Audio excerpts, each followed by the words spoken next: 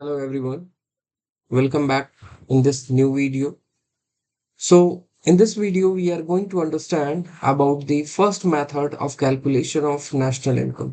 जैसा कि हम जानते हैं कि there are the three methods, तीन methods होते हैं किस चीज के नेशनल इनकम कैलकुलेशन के। जो पहला मेथड है उससे स्टार्ट करते हैं as per the book of the Sandeep Garg जो बुक है, और चाहे वो वीके ओरी हो, चाहे वो संदीप गर्ग हो, चाहे वो एनसीईआरटी हो, ये तीन मेथड ही हमारी सारी बुक्स में मिलेंगे। तो सबसे पहला मेथड वैल्यू एडेड मेथड, फिर उसके बाद हम कंप्लीट करेंगे sequence wise income method, and then after that last method expenditure method. So इस वीडियो में हम वैल्यू एडेड मेथड को कंप्लीट करेंगे। In this method basically use to measure the national income. ये जो मेथड है, this method is basically for to calculation of the national income in the different phases, right? Means that calculation of national income in different phases of production, right? So national income calculation इस method में कैसे किया जाता है? जैसे कोई भी goods हम खरीदते हैं, वो गुड्स जो है वो डिफरेंट डिफरेंट फेजेस से होके गुजरती है, राइट? प्रोडक्शन के डिफरेंट डिफरेंट फेजेस से होके गुजरती है वो गुड्स, और फिर उसमें वैल्यू एड ऑन होता रहता है। फॉर एग्जाम्पल, आपने एग्जाम्पल में देखा होगा कि हम जो है फ्लोर खरीदते हैं। Suppose a bakery shop purchase floor for the manufacturing bread, right? Bread बनाने के लिए फ्लोर खरीदा गया, और फ्लोर जो है वो उसका कन्वर्जन जो है वो किसमें लास्ट फाइनल आउटपुट होता है? फ्लोर बनाने ब्रेड बनाने में। और फिर ब्रेड बनाने के बाद वो बेकरी शॉप जो है और वैल्यू एड ऑन ऐड करके उसमें और केक में कन्वर्जन करती है। तो ये जो फ्लोर से ब्रेड में कन्वर्ट होना और ब्रेड से केक में कन्वर्ट होना, ये कुछ ना कुछ वैल्यू एड ऑन हुआ है। तो ये मेथड जो है वो बेसिकली क्या बताता है? ये मेथड यही बताता है कि डिफरेंट डिफरेंट प्रोडक्शन यूनिट से, डिफरेंट डिफरेंट प्रोसेस से होके certain values added in the product, certain values जो है वो ऐड होती है प्रोडक्ट में। So basically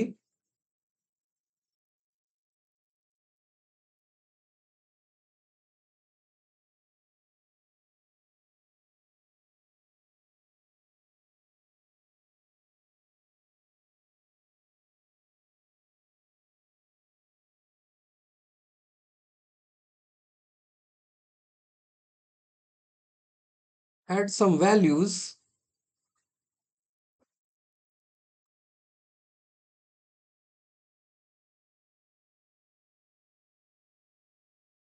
to the product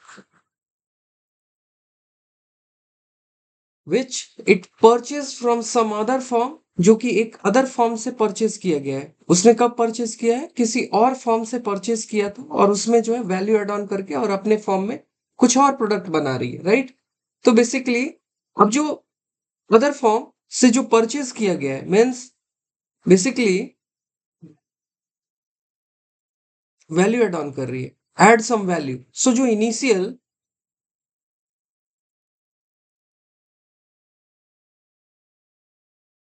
initially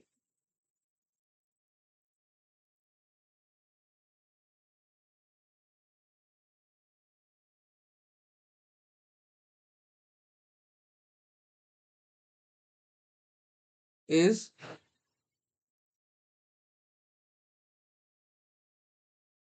consider as, उसको क्या कंसिडर किया जाएगा? इनिशियली परचेज कमोडिटी को क्या कंसीडर किया जाएगा? उसको कंसीडर किया जाता है what? That will be consider as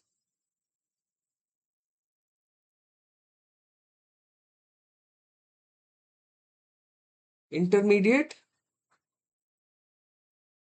goods, right? So इसको क्या बोला जाएगा? जो इनिशियली परचेज, अभी कुछ वैल्यू एड ऑन नहीं किया गया, अभी परचेज करके लाया गया और कुछ और प्रोडक्ट बनाने के लिए लाया गया है, तो वो that will be consider as intermediate good. इसी को क्या बोला जाएगा? Intermediate good. When the value added by the each when the value added by the each and every individual form, और जब भी जो है वैल्यू एड ऑन कर दिया गया, मीन्स कहना क्या चाह रहा हूं, value add on in intermediate goods by the each form, जितने भी फॉर्म से होके वो इंटरमीडिएट गुड्स गुजरा और उसमें जो वैल्यू एड ऑन की गई, सो उसको जब सम अप करते हैं,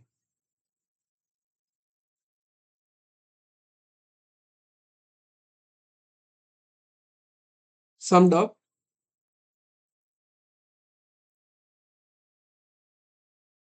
we get what we get, we get the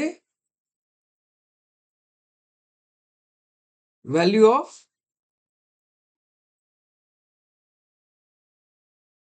ni. वो कौन सी वैल्यू मिलती है हमें, वो वैल्यू मिलती है means intermediate value add on the intermediate goods, basically वो जो वैल्यू एड ऑन की गई उसको जब सम अप करते हैं, बेसिकली जब सम अप किया जाता है, मैं यहां लिख देता हूं summed up help to get NI. NI क्या है, तो ये है हमारा national income, this is national income. Okay, got it, ठीक है.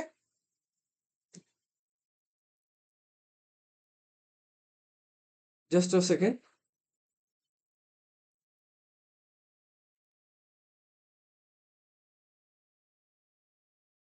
तो ये हमने बात की national income by the value added method की डेफिनेशन की, राइट, कि ये डेफिनेशन कैसे, क्या कॉन्सेप्ट होता है, बेसिक कॉन्सेप्ट क्या होता है, बेसिकली इस कॉन्सेप्ट को हमने समझा इसमें.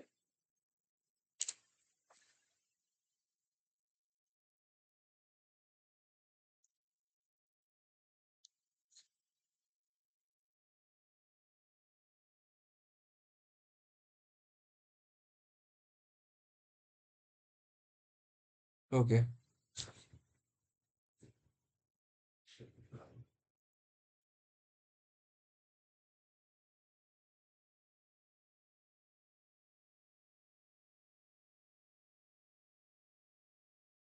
ना कॉन्सेप्ट ऑफ वैल्यू एडेड, अब कुछ कॉन्सेप्ट हमें समझने होंगे कि कुछ कॉन्सेप्ट, बेसिक कॉन्सेप्ट आते हैं जो कि इस मेथड में यूज किए जाएंगे. उन कॉन्सेप्ट को वन बाय वन समझते हैं. उससे पहले जो है हम कुछ और चीजें समझ लेते हैं वैल्यू एडेड के बारे में, कि वैल्यू एडेड मेथड को और किन किन नामों से जो है वो जाना जा सकता है, या फिर आपके एग्जाम में, आपके बोर्ड एग्जाम में और किस नाम से लिखा हुआ दिख सकता है.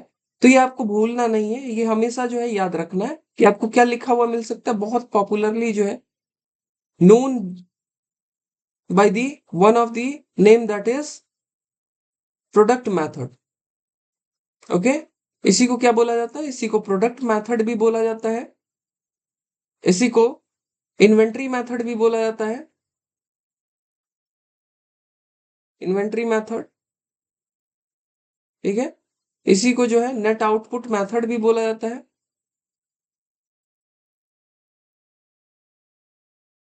This is also known as net output method.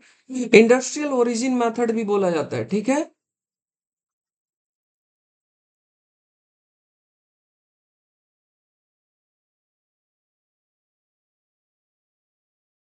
Industrial origin method भी बोला जाता है इसको.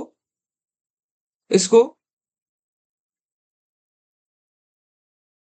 कमोडिटी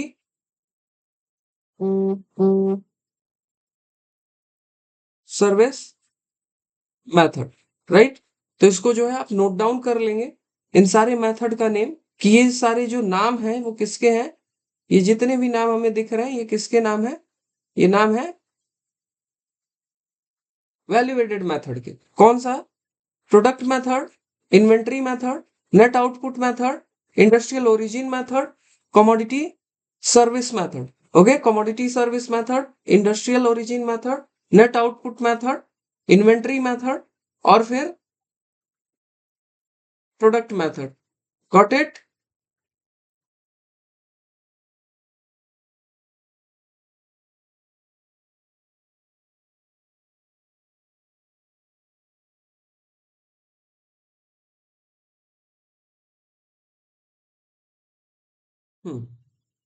चलिए।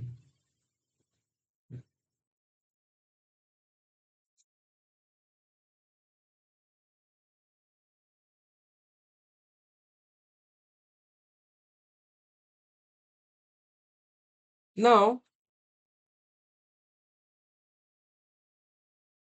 concept of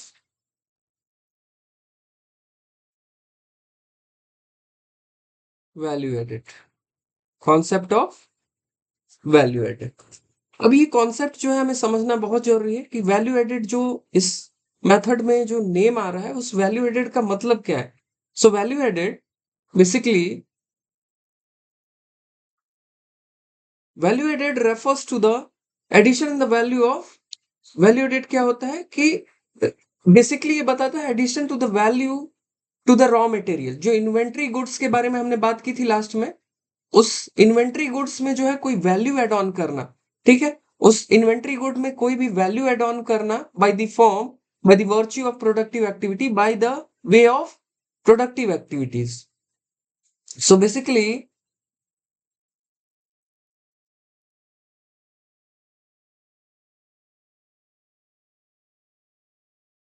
value added refers to the addition of the value to the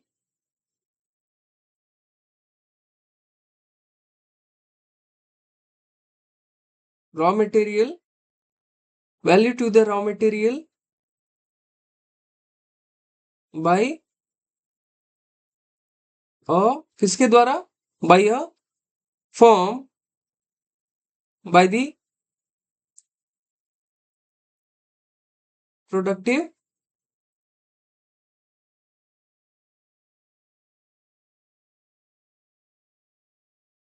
activities, by the productive activities, by the economic activities. अब ये जो है दैट बेसिकली ये किस चीज में हेल्प करेगा, अगर ये जो है बराबर एक इकोनॉमी में हो रही है ये चीजें कि conversion of raw material basically into the final goods, final goods में कन्वर्जन किया जा रहा है। फाइनल गुड्स में कब कन्वर्जन किया जाता है, कुछ ना कुछ वैल्यू एड ऑन होती है तब। सो बेसिकली ये क्या कहलाती है, इट इज द कंट्रीब्यूशन। ये एक तरीके से इकोनॉमी के द्वारा कंट्रीब्यूशन है। किस चीज में कंट्रीब्यूशन है, contribution in the regular current flow of the goods and services. So helps in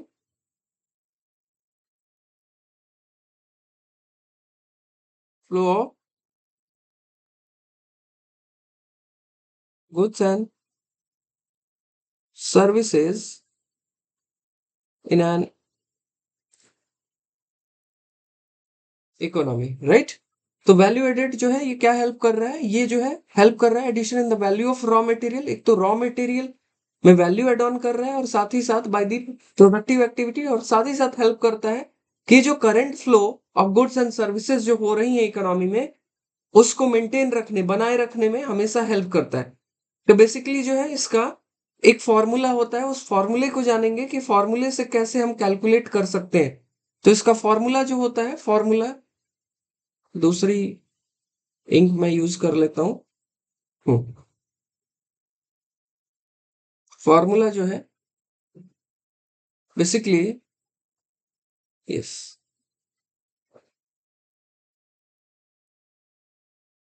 value added is equal to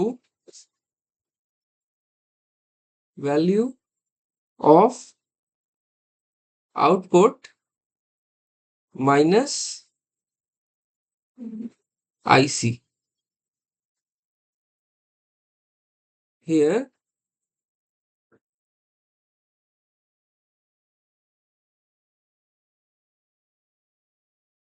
intermediate consumption, okay. IC क्या है, आईसी जो है यहाँ पे intermediate consumption, okay, got it.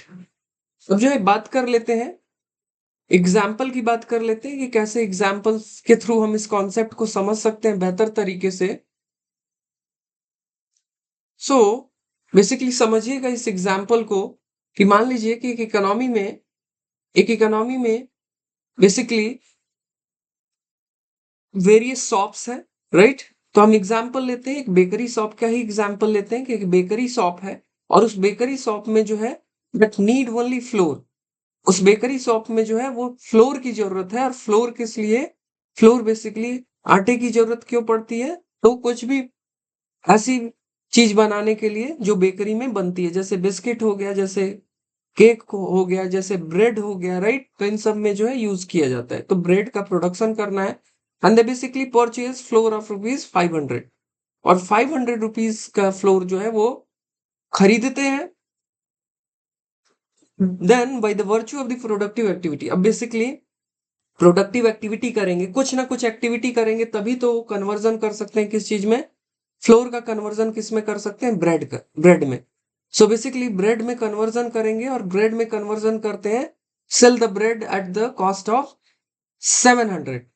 कितने में सेल कर रहे हैं? कॉस्ट ऑफ 700 में सेल कर रहे हैं, ठीक है? कॉस्ट ऑफ 700 में सेल करते हैं। So basically the value of output, bread is the value of output, means bread is the output, final output, so the value is 700 and the 700 is considered as what?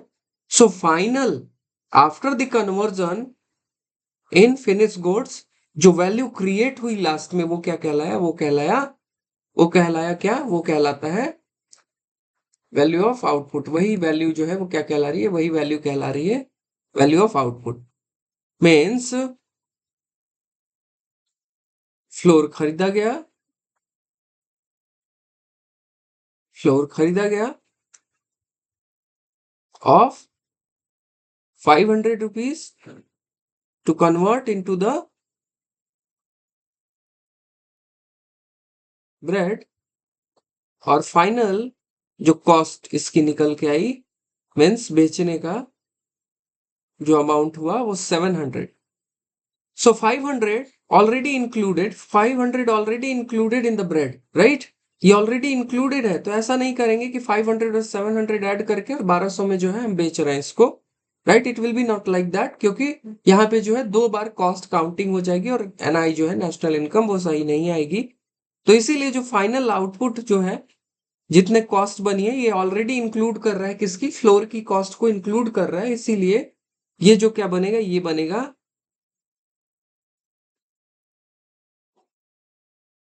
Value of output, right? तो I hope कि ये clear होगा आप सभी को। Okay, अब move करते हैं दूसरे कॉन्सेप्ट पे।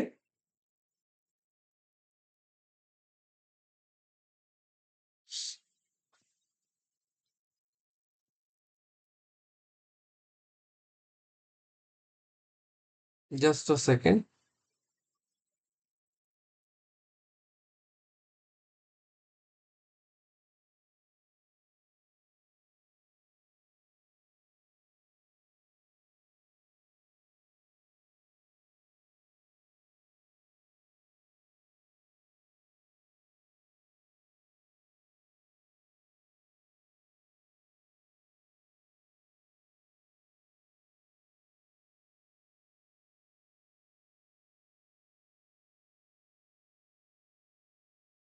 ठीक,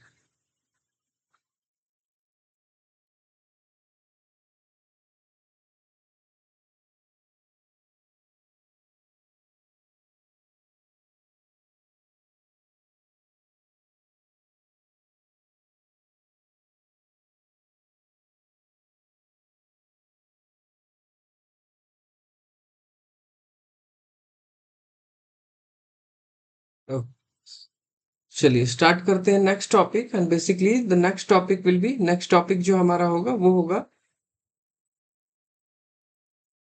मीन्स वैल्यू ऑफ, अब जो है वैल्यू ऑफ आउटपुट निकल के आया और इंटरमीडिएट कंजम्पशन, उसको जो है अगर हम, मतलब मैंने पहले क्या लिखा था, पहले जो लिखा था वो दोबारा से मैं लिख रहा हूं।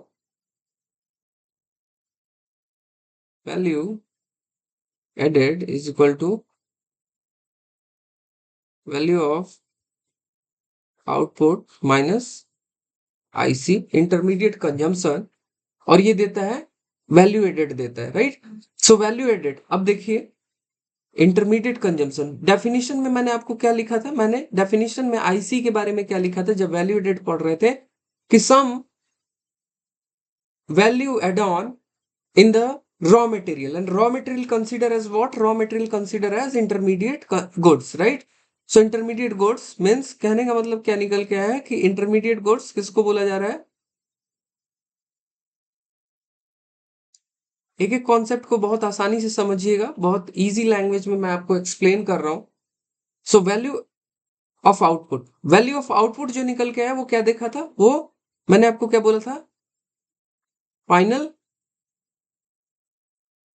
गुड्स वैल्यू, यही बोला, ठीक है। तो या तो वैल्यू ऑफ आउटपुट समझिए, क्योंकि हमेशा जो है वैल्यू ऑफ आउटपुट लिखा हुआ मिलेगा, या कहीं कहीं पे फाइनल गुड्स वैल्यू मिलेगा और रॉ मटेरियल मिलेगा, बस इन्हीं इन्हीं को जो है दूसरे लैंग्वेज में लिखा हुआ है, इकोनॉमिक्स की लैंग्वेज में लिखा हुआ है value of output minus IC. Value of output means basically that final goods value and IC is raw material. अब इनको जो है क्या किया जा रहा है, इनको माइनस किया जा रहा है, तो जो वैल्यू निकल के आ रही है दैट वैल्यू इज, ये वैल्यू क्या कहला रही है, वैल्यू कहला रही है वैल्यू एडेड कहला रही है, ओके, वैल्यू एड ऑन कहला रही है। तो पहले वाले एग्जाम्पल के अकॉर्डिंगली जैसा कि हमने क्या देखा था कि फाइनल गुड्स की वैल्यू कितनी हुई थी, 700 माइनस रॉ मटेरियल जो कि फ्लोर लिया गया था, कितने का लिया गया था, you got the value of 200 rupees, और हमेशा से जो है यूनिट लिखेंगे। So value added by producing enterprises is known as gross value added. जो value added, gross value added price कहलाती है, ग्रॉस वैल्यू एडेड। ये जो निकल के आया, ये जो वैल्यू निकल के आई वो क्या कहलाएगी, जीवीए एमपी, इसी को कहते हैं कि ये क्या कहला रहा है, value added by all the, value added by each producing unit, ठीक है, value added by each producing unit that will be known as GVMP. वो जीवीएमपी कहलाता है, मीन्स इसकी डेफिनेशन क्या है, value added by each producing unit, इसको क्या बोला गया, producing unit or enterprises that will be known as what, GVAMP। It means that value added by the bakers, right, जो value add on किया गया 200 term as the value added or the GVA, ये क्या कहलाएगा, ये 200 GVA कहलाएगा, value added by the bakery कहलाएगा। तो sum अब इकोनॉमी में जो है वो नेशनल इनकम निकालने के लिए क्या करते हैं, नेशनल इनकम निकालने के लिए बहुत सिंपल सी बात, आगे की तरफ हम बढ़ रहे हैं धीरे धीरे स्टेप बाय स्टेप। अब एक बेकरी ही तो नहीं होगी इकोनॉमी में, there is n number of shops, ठीक है, there is the n number of manufacturing unit, manufacturing unit, manufacturing unit अलग अलग यूनिट्स होंगी, देर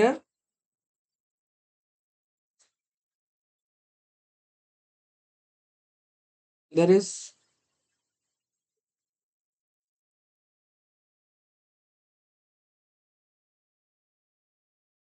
प्रोड्यूसिंग यूनिट्स इन इकोनॉमी। एक इकोनॉमी में जो है n number of producing unit होगी, फिर उस n number means unlimited number of कह लीजिए, ठीक है, कि बहुत सारी आपके इर्द गिर्द जो है आप देखेंगे बेकरी शॉप दिखेगी आपके इर्द गिर्द, जो है वो अलग अलग मैन्युफैक्चरिंग यूनिट दिख रही है, अलग अलग प्रोडक्शन हो रहा है। अब उन सबका जो है वो कुछ ना कुछ वैल्यू एड ऑन करते होंगे, राइट। मीन्स फॉर एग्जाम्पल ले लेते हैं कि आपके अगल बगल जो है कहीं पे क्लॉथ मैन्युफैक्चरिंग हो रही है, कहीं शूज मैन्युफैक्चरिंग हो रहा है, राइट।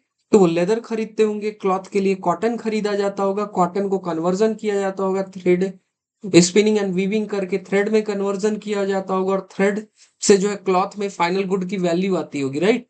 फाइनल क्लॉथ जो होता होगा उसकी वैल्यू आती होगी। तो हर एक यूनिट में जो कन्वर्जन करके वैल्यू एड ऑन क्रिएट किया जा रहा है, मीन्स कॉटन से थ्रेड, थ्रेड से क्लॉथ्स, राइट, इसी तरीके से प्रोडक्शन होता होगा, राइट। तो जब इन सारे स्टेज से गुजर रहा है, और जब सारे स्टेज से गुजर रहा है तो कुछ वैल्यू एड ऑन हो रही है। अब उस सारे यूनिट की वैल्यू एड ऑन को जब सारे यूनिट की वैल्यू एड ऑन के जब ऐड किया जाएगा, means sum of all producing enterprises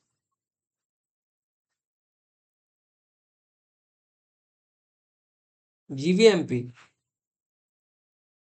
in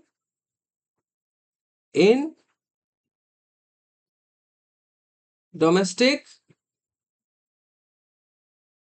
territory, in domestic territory of a country in a year is known as, क्या बोला जाएगा उसको? उसको बोला जाएगा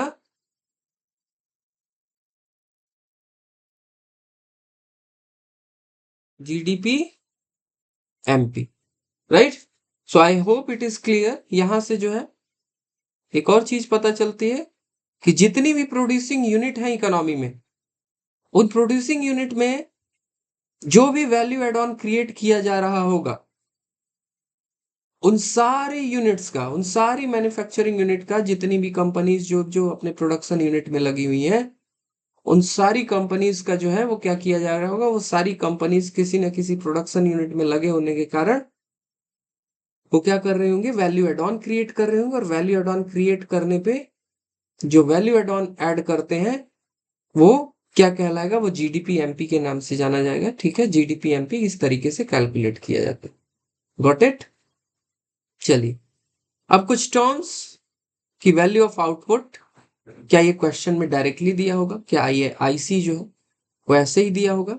क्योंकि वैल्यू एड ऑन निकालना है, और वैल्यू एड ऑन निकालेंगे तभी जो है हम sum of all the value add on, जब sum of all the value add on करेंगे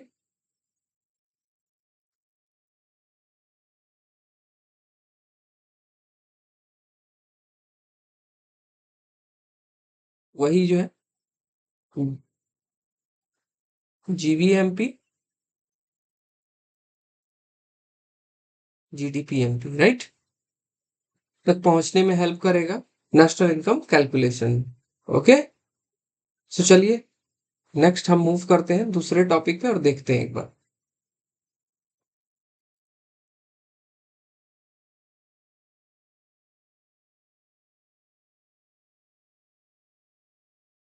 जस्ट अ सेकेंड, मैं इरेज कर लूं इसको।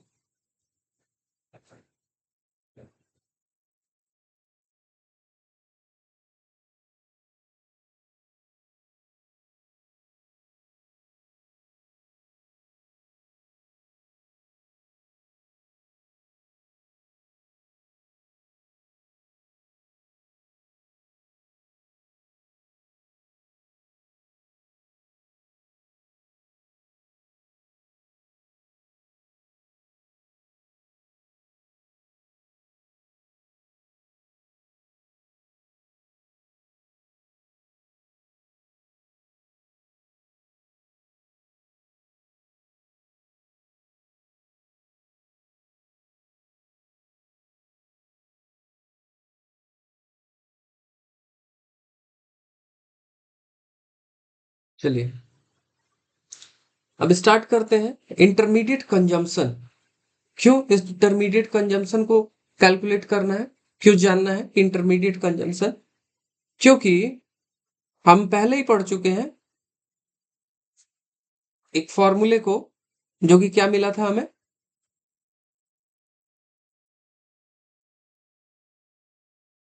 Value added is equal to value of output minus IC. So IC,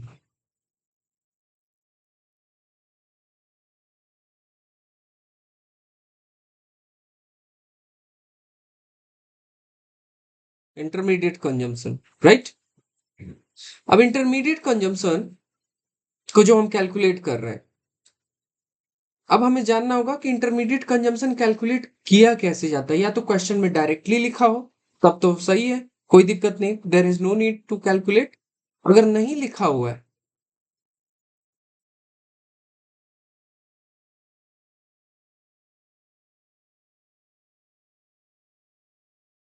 तो 3 तरीके से लिखा हुआ आएगा। देयर विल बी 3 वेज, हो सकता है 3 तरीके से लिखा हुआ। पहला तरीका जो रहेगा, first one, that will B, that लिखा रह सकता है इंटरमीडिएट कंजम्पशन और इंपोर्ट, मीन्स इंटरमीडिएट कंजम्पशन। हम इंपोर्ट, पहला मैं लिख देता हूं, पहले क्वेश्चन में अगर लिखा हुआ है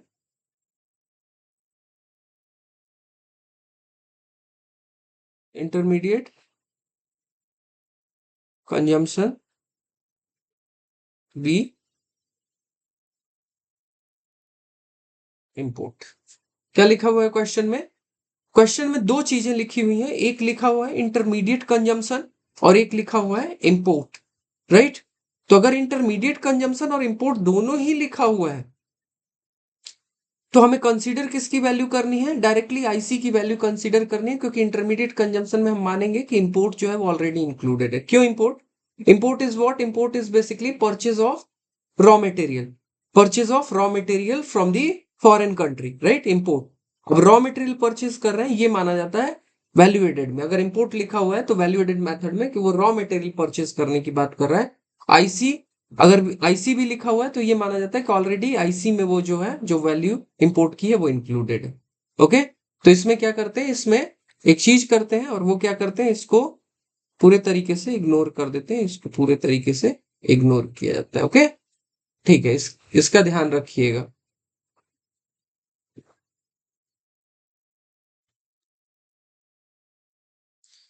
then after that second case क्या बन सकता है?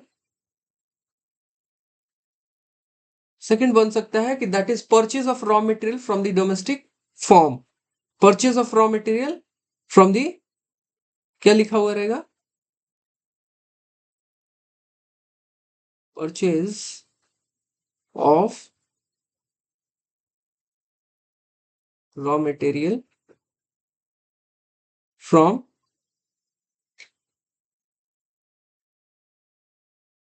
Domestic form. दूसरी कंडीशन क्या लिखी हुई मिल सकती है इसमें? दैट इज इंपोर्ट, क्या लिखा हुआ मिला? इंपोर्ट या इंपोर्ट्स। सो इसमें परचेज ऑफ रॉ मटेरियल जो है वो क्या है? Purchase of raw material from the domestic form. कहां से? From the domestic forms. कहां से परचेज किया जा रहा है? डोमेस्टिक फॉर्म्स के द्वारा purchase of raw material from the domestic form. Means import included नहीं है। और इंपोर्ट में भी मैंने आपको गया बताया कि वैल्यू एडेड में अगर इंपोर्ट मिला हुआ है, लिखा हुआ है, तो ये किसके बारे में है? ये रॉ मटेरियल के बारे में, रॉ मटेरियल के बारे में। तो इसमें हम क्या करते हैं? Purchase of raw material from the domestic form as well as import, इन दोनों को, डोमेस्टिक और बाहर से आने वाली रॉ मटेरियल को क्या करते हैं? हम ऐड करते हैं। ऐड करेंगे और तब जाके वैल्यू कौन सी आएगी? तब वैल्यू जो है वो किसकी आएगी? Means A plus B is equal to IC बनेगी। Got it? किसमें जो है डोमेस्टिक लिखा हुआ है, तो डोमेस्टिक में जो है वो रॉ मटेरियल को डोमेस्टिक और बाहर से आने वाले रॉ मटेरियल को डोमेस्टिक में इंक्लूड नहीं होगा, तो ऑब्वियसली हम इंक्लूड करके यहाँ पे दिखाते हैं, right?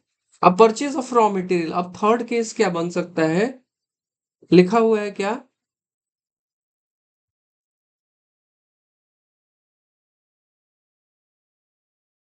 Purchase of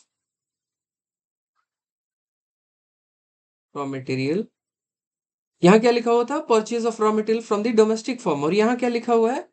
purchase of raw material. ये क्या है? ए, कंडीशन ए। और बी क्या लिखता है? बी लिखता है imports. Got it? Imports. Purchase of raw material from the domestic firm and purchase of raw material, इस तरीके से लिखा हुआ मिलेगा। अब बहुत माइन्यूट सा डिफरेंस है इसमें, जो है क्या लिखा हुआ है? डोमेस्टिक फॉर्म लिखा हुआ और इसमें नहीं लिखा हुआ। It means purchase of raw material. अब परचेज ऑफ रॉ मटेरियल लिखा हुआ है, डोमेस्टिक वगैरह कुछ नहीं इंक्लूडेड है, तो इसमें मान लेना है कि that is talking about total purchases which include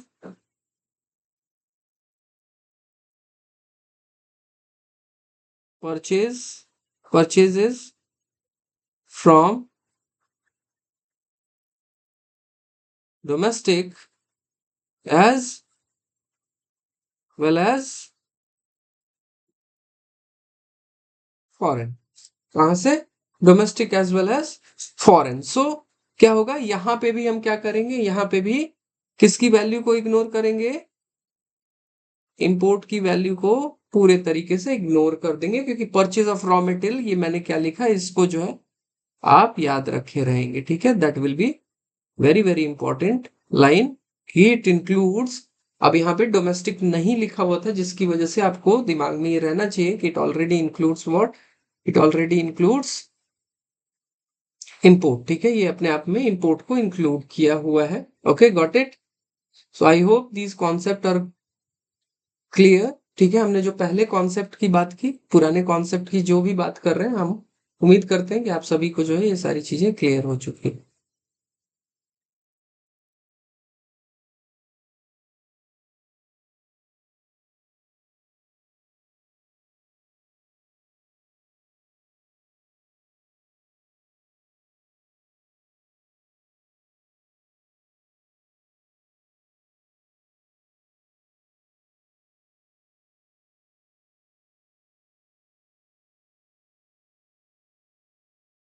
just wait.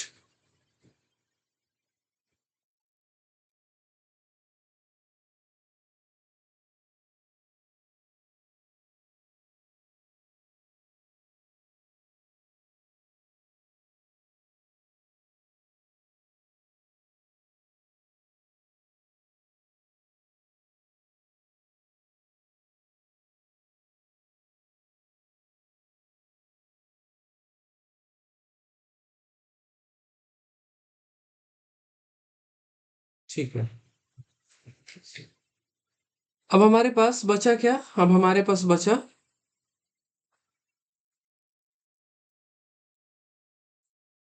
Wait, अब हमारे पास बचा वैल्यू ऑफ आउटपुट के बारे में जानने के लिए, कि वैल्यू ऑफ आउटपुट जो है वो क्या क्वेश्चन में एज इट इज दिया रहेगा? तो कभी कभी क्वेश्चन में जो है value of output as it is दिया रहता है।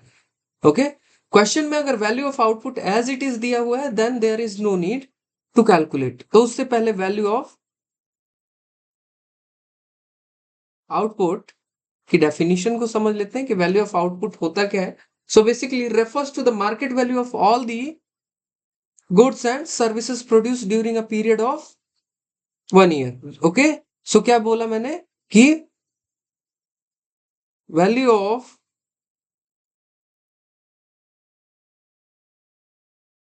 Market value, okay, market value of all the goods and services produced during a period of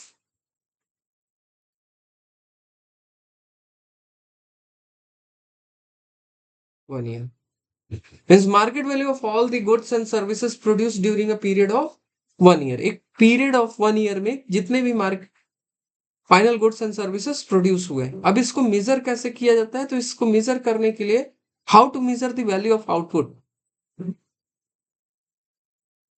major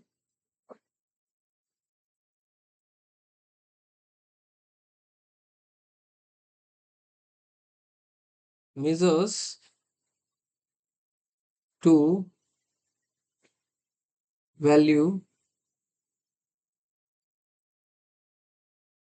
of output. इसके लिए दो मेजर्स है, दो measures when the entire output sold in an accounting year. ठीक है, जब मींस इंटायर आउटपुट सोल्ड, पहला condition मैंने क्या बोला, there are the two measures, दो मेजर्स मिलेंगे, entire output sold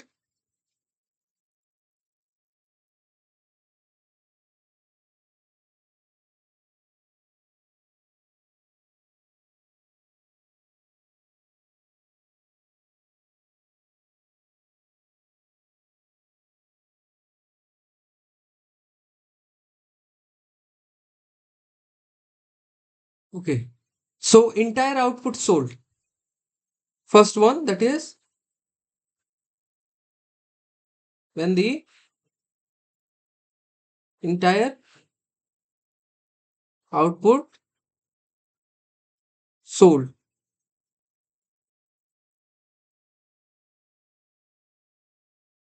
In accounting year, एक अकाउंटिंग ईयर में इंटायर आउटपुट सोल्ड कर दी गई। तो इसमें क्या है कि टोटल सेल्स या सेल्स लिखा हुआ बस मिलेगा, टोटल सेल्स या सेल्स लिखा हुआ मिलेगा, तो इंटायर आउटपुट सोल्ड कर दी गई। या फिर when entire output not sold in accounting year,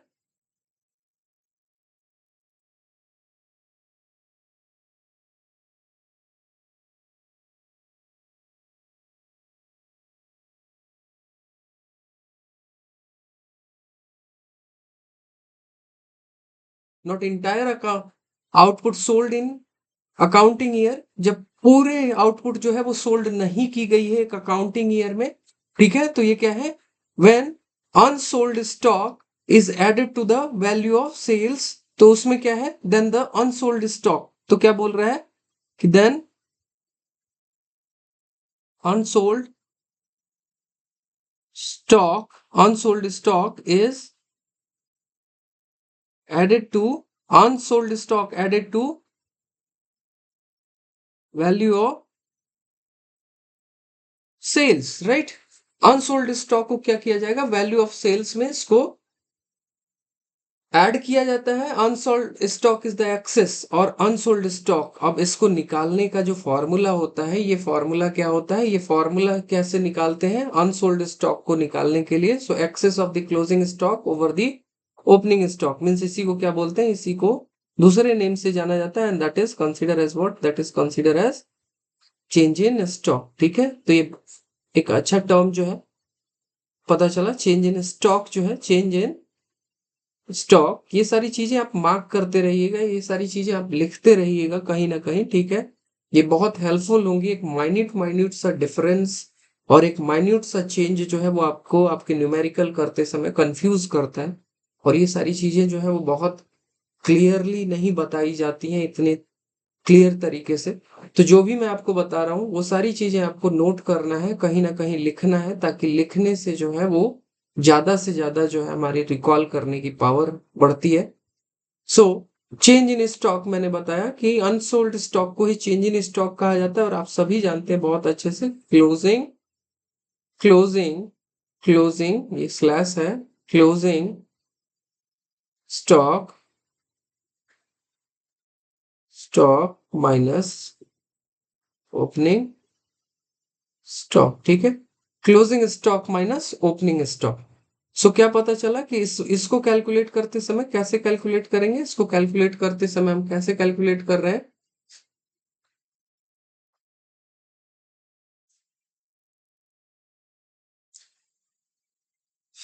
इस वाले सिनेरियो में जब हम कैलकुलेट कर रहे हैं तो मैंने आपको क्या बताया कि इसमें क्या कहते हैं, इसमें इसमें हम लिखते हैं सेल्स, इसमें वैल्यू ऑफ आउटपुट निकालने के लिए output, in this situation basically क्या करेंगे, सेल्स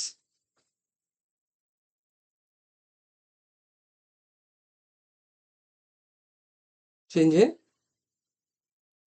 स्टॉक, ठीक है, वैल्यू ऑफ आउटपुट इसमें निकालते हैं चेंज इन स्टॉक, और इसमें वैल्यू ऑफ आउटपुट क्या होता है, इस वाले सिचुएशन में वैल्यू ऑफ आउटपुट क्या होता है, value of output is equal to sales, इसमें value of output is equal to sales को ही मान लिया जा रहा है। Got it, I hope these things are clear to everyone. उम्मीद करता हूँ ये सारी चीजें जो है आप सभी को क्लियर हो गई होंगी। चलिए नेक्स्ट मूव करते हैं फर्दर दूसरे टॉपिक पे।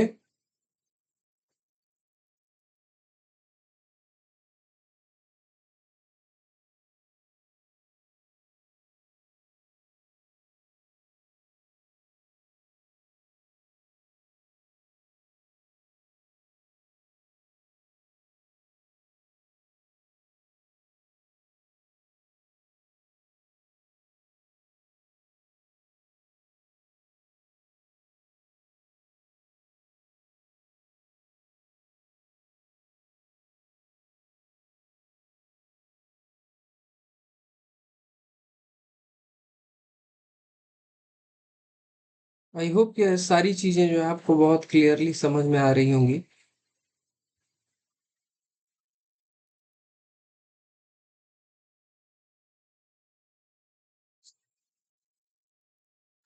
सो basically these are the two cases you have seen. ठीक है, ये दो केसेस आपने देखा। वन मोर वे, एक और तरीका है to calculate the value of output. एक और तरीका होता है वैल्यू ऑफ आउटपुट कैलकुलेट करने के लिए, और ये क्या होता है, it is also calculated as. ये कैसे कैलकुलेट किया जाता है, तो ये दूसरा तरीका जो है इसको भी आप वैल्यू ऑफ आउटपुट को समझ लेंगे कि एक और तीसरे तरीके से कैसे। पहला तरीका हमने क्या बोला था, पहला पहला तरीका में, फर्स्ट वाले में क्या हो गया, सेल्स को ही मान लेते हैं। कब, इंटायर आउटपुट सोल्ड। दूसरा, sales plus change in stock. कब होता है ये, when entire output not sold. ठीक है, जब इंटायर आउटपुट नहीं सोल्ड की जाती है। और तीसरा तरीका, ये जो है हम नए तरीके को पढ़ने जा रहे हैं, ये नया है हमारे लिए, तो इसको दूसरे इंक से मैं लिख दे रहा हूं। दैट कैलकुलेटेड एज, ये क्या है, quantity into price. Value of output निकाल रहे हैं, सो प्राइस प्लस चेंज इन। क्लास 11th में आपने ये चीज, ये फॉर्मूला पढ़ा हुआ था, सेल्स निकालने का होता था, रेवेन्यू जो है वो निकालने का फॉर्मूला होता था एक तरीके से।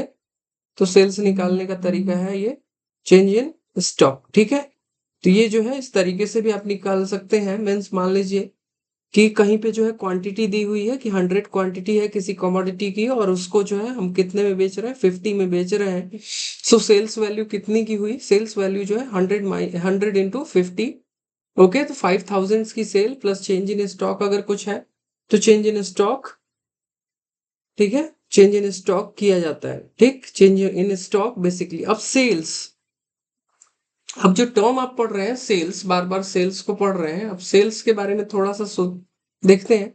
अगर मान लीजिए सेल्स जो है वो किस तरीके की सेल्स हो सकती है, जैसे कि हमने परचेजेस देखा था, तो परचेजेस किस तरीके की देखी थी। एक परचेजेस जब हमने देखा था, तो परचेजेस, अब यहाँ सेल्स आया, यहाँ सेल्स आया, राइट।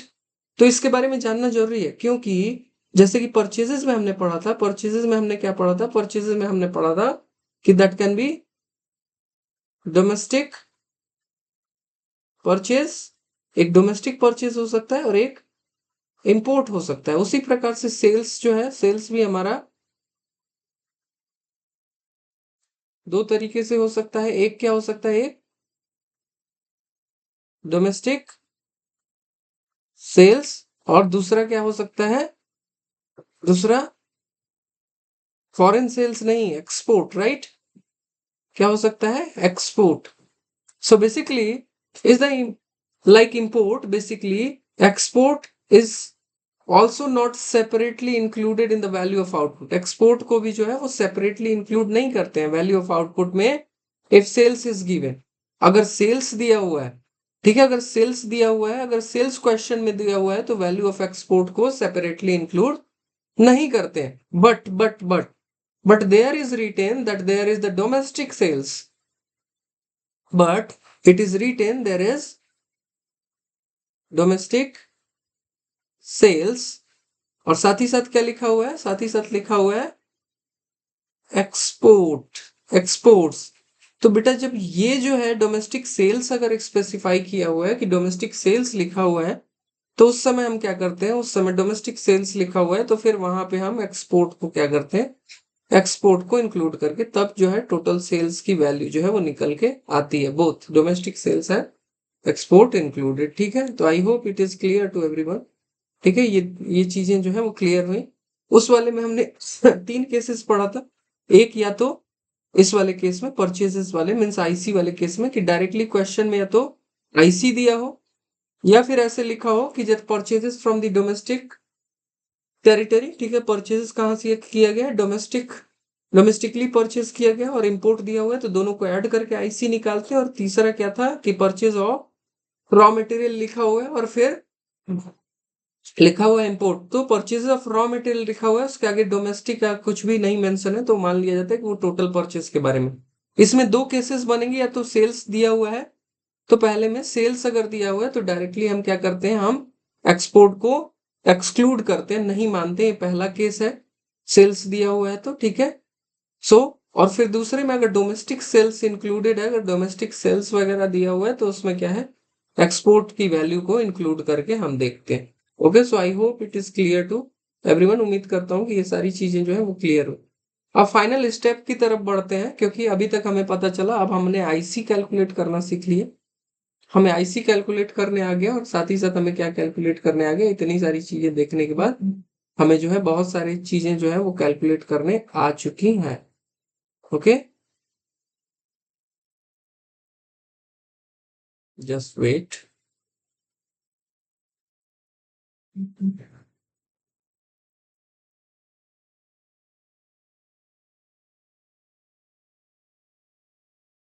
सो हमने जो है आईसी कैलकुलेट करना सीख लिया कि आईसी कैसे कैलकुलेट करेंगे। तो आईसी जो है वो आईसी आईसी कैलकुलेट करना हमने सीखा। आईसी कैलकुलेट करना हमने जो सीखा है उसको थोड़ा सा एक बार रिवाइज करते हैं। आईसी या तो क्वेश्चन में एज इट इज आईसी लिखी हो, या फिर क्या लिखा हो, that is purchase of raw material in domestic domestic plus import, तब आईसी होगा। या थर्ड वन, या लिखा हुआ है परचेज ऑफ रॉ मटेरियल। ठीक है, तो इसमें क्या बताया था, इंपोर्ट, एक्सक्लूड मीन्स इग्नोर। ठीक है, इग्नोर करेंगे। फिर उसके बाद हमने क्या देखा, उसके बाद हमने देखा सेल्स के बारे में। क्वेश्चन में अगर क्वेश्चन में क्या है, डायरेक्टली सेल्स दिया हुआ है तो इग्नोर एक्सपोर्ट। अगर सेल्स डोमेस्टिकली दिया हुआ है, डोमेस्टिक टेरिटरी में सेल किया जा रहा है प्लस, तो इसमें क्या करेंगे, इसमें एक्सपोर्ट को ऐड करके तब हम वैल्यू निकालते हैं सेल्स की। दो कंडीशन। तो हमारे पास क्या आ गया, हमारे पास इस तरीके से वैल्यू ऑफ, ये आईसी की वैल्यू आ गई, आईसी की वैल्यू आ गई, और फिर क्या आ गया, वैल्यू ऑफ आउटपुट, जो कि कैलकुलेट करते समय सेल्स का रोल है। तो सेल्स हम निकालना जान चुके हैं, तो वैल्यू ऑफ आउटपुट भी हमें कैलकुलेट करने आ गया, क्योंकि सेल्स, वैल्यू ऑफ आउटपुट निकालने के लिए sales plus change in stock या फिर इंटायर आउटपुट सेल्स सोल्ड हो गया है, तो सेल्स को ही हम वैल्यू ऑफ आउटपुट मान लेंगे, या फिर quantity into purchase, quantity into price plus change in stock, वो वाला केस देखा। तो इस तरीके से वैल्यू एडेड आया। अब value added that is, value added basically क्या कहला रहा है, जीवीए एमपी कहला रहा है। जीवीए एमपी जो है ये क्या है, GVA MP of primary sector हो सकता है, या फिर GVA MP of secondary sector हो सकता है,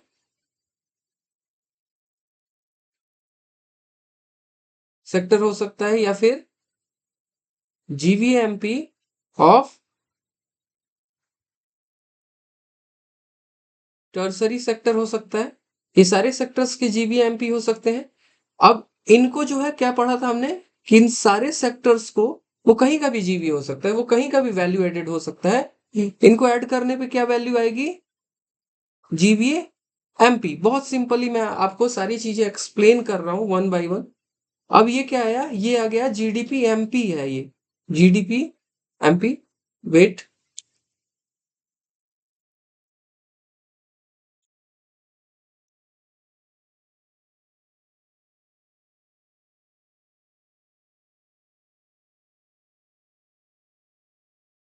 that is GDP MP.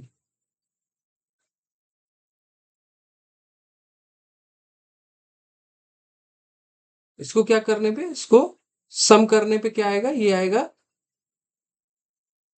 GDP MP gross domestic product at market price. Market price आया, राइट।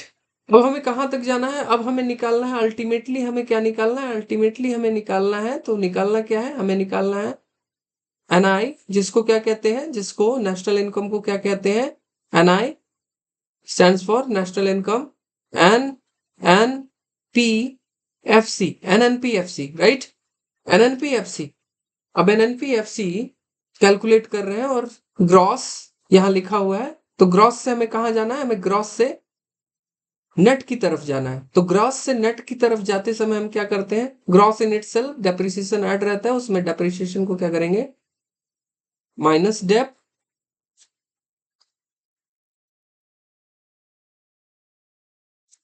माइनस डेप कर दिया। फिर उसके बाद डोमेस्टिक से नेशनल की तरफ जाना है, डोमेस्टिक पे है हम, नेशनल की तरफ जाना है, plus NFIA, right. Market price से हमें कहां जाना है, मार्केट प्राइस से हमें फैक्टर कॉस्ट, मार्केट प्राइस से कहां जाना है, फैक्टर कॉस्ट की तरफ जाना है, और उसमें हम क्या करेंगे, उसमें we will include,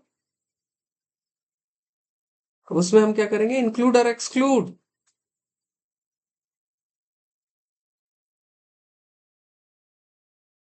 NIT exclude करते हैं, ठीक है, एनआईटी एक्सक्लूड करते हैं। और एनआईटी जो है वो कभी कभी कैसे मिली, लिखी हुई मिलेगी, इनडायरेक्ट टैक्स और सब्सिडी लिखी हुई मिलेगी, ठीक है, इनडायरेक्ट टैक्स एंड सब्सिडीज लिखा हुआ मिलेगा, दोनों को माइनस करते हैं, ठीक है, एनआईटी होती है। सो बेसिकली ये रहा हमारा वैल्यू एडेड मेथड में, ये पूरा मेथड जो है हमने कवर किया एक वीडियो में, ठीक है। We cover all the aspect of the value added, हमने वैल्यू एडेड के सारे एस्पेक्ट को कवर कर लिया। और थैंक यू सो मच कि आप जो है लास्ट तक इस वीडियो में बने रहे और इतना पेशेंस दिखाया। इसी तरीके से जो है हम साथ ही साथ सारे मेथड्स को कवर करेंगे, इसी तरीके से मेरा सपोर्ट करते रहिए आप लोग। और उम्मीद करता हूँ कि ये सारे कॉन्सेप्ट्स जो है आप सभी को समझ में आ रहे हैं। और अगर कोई भी डाउट होता है तो आप कमेंट बॉक्स में जाके आप अपने कमेंट्स को डाल सकते हैं, और मैं उसका बिल्कुल रिस्पॉन्स करने की पूरी कोशिश करूंगा जब भी मैं फ्री रहूंगा। तो आपके लिए पर्टिकुलरली या तो उस पे एक वीडियो बना दिया करूंगा, ठीक है। तो I am very thankful, thank you so much.